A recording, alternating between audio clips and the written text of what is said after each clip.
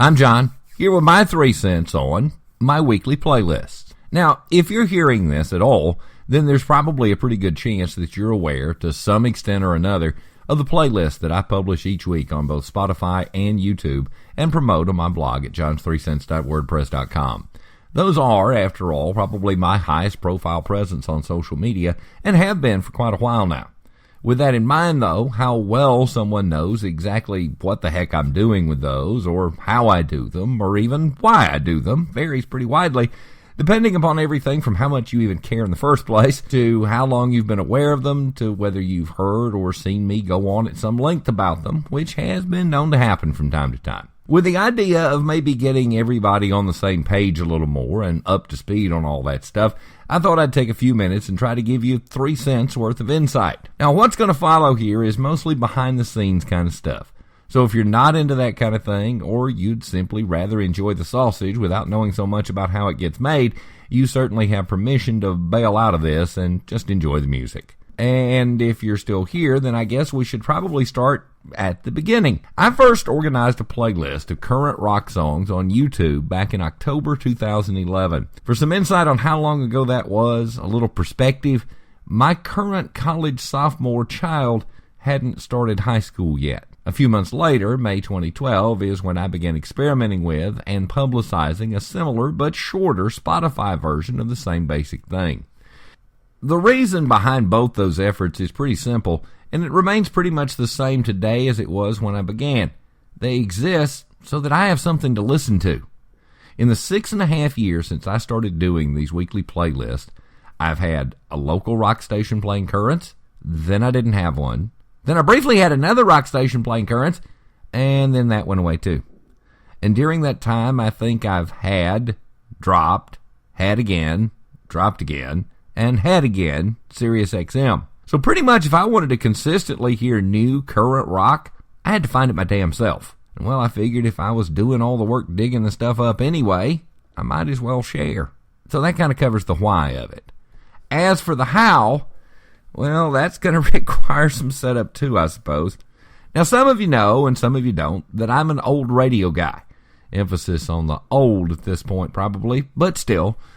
And as anyone who spent much time in radio can tell you, habits do die pretty hard. That means that I still kind of think like a radio guy. Not so much in terms of what I listen to or what I add to the playlist, but rather in terms of how they're structured. Now, my main YouTube playlist is the largest thing I do by a fair margin. It contains both currents and recurrents. In layman's terms, what might be called recent hits. You know, stuff that came and went over the past 6 months to a year, give or take. I figured out early on that if I was having so much trouble finding ways to hear newer rock myself, then probably a lot of other people were too. So I left 50 to 60 recent hits on that YouTube playlist so that people might hear things they had missed.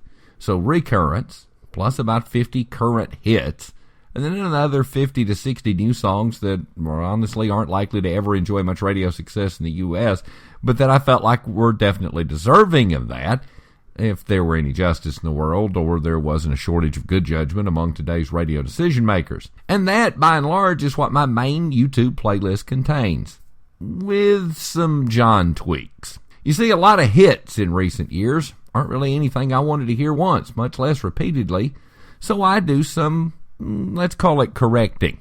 The process every week for over 300 weeks now goes something like this. I take the latest media-based active rock airplay chart. I remove all the junk.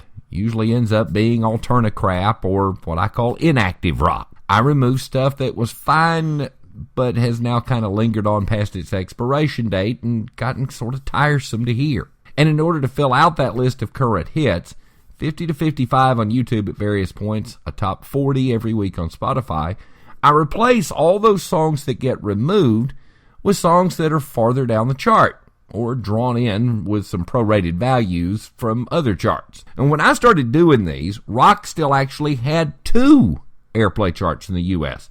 An active rock chart for the harder stuff, and what was called mainstream rock, or just rock, that was kind of more laid back, a little less aggressive in terms of sound. The chart had less volatility. It was slower to add or remove songs, but it was more willing to give attention to older bands that were still active.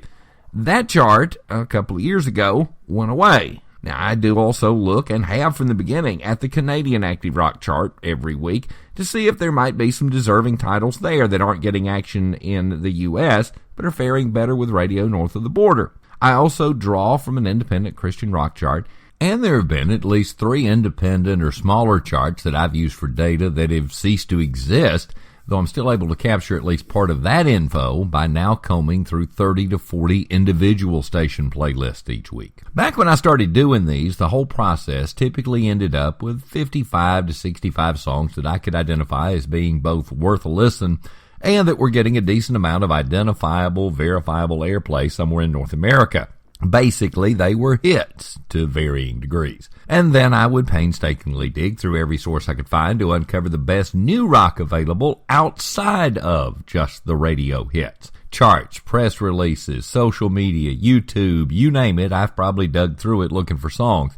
It's a completionist thing. I don't want to not hear something and not include it just because it was hard to find. When I say that I put together the best new rock, I want to really believe that's what I've found. And I guess I'm just stubborn enough to spend too many hours a week rooting around to find it. Some of my favorite bands over the last decade can't seem to beg, borrow, or steal airplay anywhere, but that hasn't really affected my ability to enjoy them one bit. So I keep a running list of pretty much every viable song candidate I find for those last spots on that playlist. And every week I add in the new finds, subtract the ones that have gotten some age on them while waiting, and then I make my picks. And just like my old radio days, it's not unusual for a song to be considered for weeks on end without ever making the cut. But just like my old radio days, I do go back and re-listen to those candidates again. Songs basically go through the decision-making process until they either fly or die. For some idea of the odds of getting added at some point, in an average week, I might add 6 to 8 new songs to the playlist. Those are chosen from a field of anywhere from 25 to 50 candidates for those spots, usually on the high side of that number. And for every viable candidate I do find, I typically end up hearing 2 times to 3 times as many songs that didn't even make the first cut. And then, eventually, all of that boils down into what you find on YouTube from me each week. It's long settled into being just under 200 songs week in, week out. But that number isn't just random. There's actually a couple of reasons it is the size that it is. The first reason is purely practical. When I first started doing these, playlists that exceeded 199 songs on YouTube tended to get scrambled. Songs would disappear, they'd move all over the playlist. It'd just become a real mess to keep organized if you got past the unofficial limit of videos that they could handle. And that drove me nuts. So I tried to keep the list below that number. The other reason goes back to that thing I mentioned about being an old radio guy and how I still kind of think that way. The number of currents and recurrents in that YouTube playlist is actually a number that I've got a hypothetical rotation for ready to go. Basically, I know the math of how it would all rotate in a traditional radio format. So if anybody listening happens to have a shiny radio station they'd like to hand over to me and show folks what rock radio should sound like today, give me a holler. I'm ready when you are. I've even got the gold, the core gold, the secondary recurrence, the tertiary recurrence, the wow rotations. Those are all worked up too. Well, you know what they say about proper planning. So that basically covers how the YouTube playlist works. Then the Spotify playlist, both my weekly top 40 and my weekly back 40, are just adapted versions of that main playlist. The math there isn't really so scientific. At this point, it's really more about being a number I picked when I first started experimenting with Spotify, and the fact that I've kind of gotten comfortable with the synergy of having a top 40 and a back 40. And that is, pretty much, how this all gets put together. The front half is mostly science. It is a matter of taking the published airplay chart as a basis and then improving upon it. The back half of it, the good stuff that isn't getting any love from traditional radio, well, that's where I feel like the art comes in. There's never really been a hard and fast definition of what active rock is. There's room for some interpretation.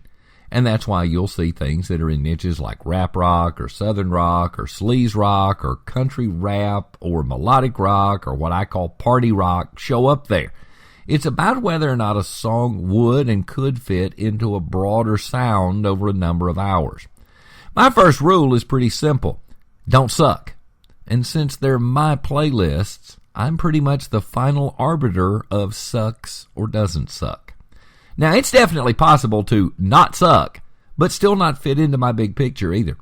Sometimes that's about the feel. Other times, it's just a math problem, having too many songs that I could live with well enough, but not having enough space to fit them all into the confines of the playlist. At the end of every week, I'm really conscious that I'm putting my name on these playlists, that I'm hanging my hat on them, so to speak. And if I'm not comfortable doing that with a particular song, regardless of who the artist is or what the conventional wisdom about the song may be, you're not going to see me at it. Period. And if I know that I'm going to hit skip every time a certain song shuffles through when I'm listening, yeah, that's not getting at it either. Now, of course, there's any number of other little factors that come up in the fine print with all this. No artist gets more than one song in the top 40 at a time. Nobody gets more than one at a time in the news section. Nobody gets more than one primary recurrent at a time. Yada, yada, yada. But basically, now you know how this all works and how it gets put together.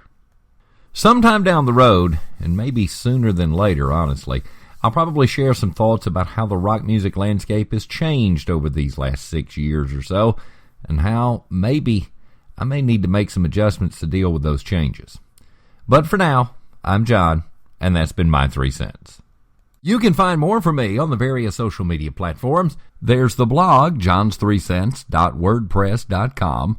Otherwise, probably easiest to just search up John's 3 Cents, all one word, and then like on Facebook, follow on Twitter, subscribe on YouTube. I'd appreciate that very much.